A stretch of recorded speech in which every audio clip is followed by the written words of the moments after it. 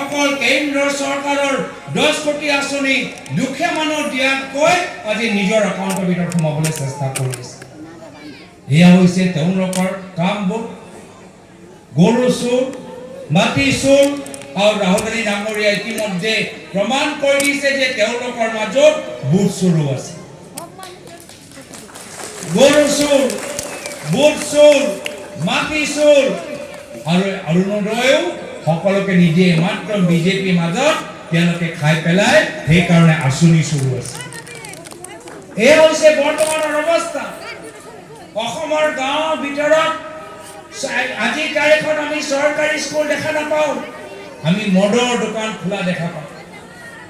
আজি মুখ্যমন্ত্ৰী হিমন্ত বিশ্ব শৰ্মা ডাঙৰীয়া আজি অসমৰ ভিতৰত শান্তি আনিব লাগিছিল, বিজ্ঞান অঞ্চলত শান্তি আনিব লাগিছিল। যিখিনি কাম কংগ্ৰেছ চৰকাৰে কৰিলে, প্ৰায়তঃ মুখ্যমন্ত্ৰী তৰুণ গগৈদেৱে কৰিলে, প্ৰায়তঃ তৰুণ গগৈদেৱ অসমৰ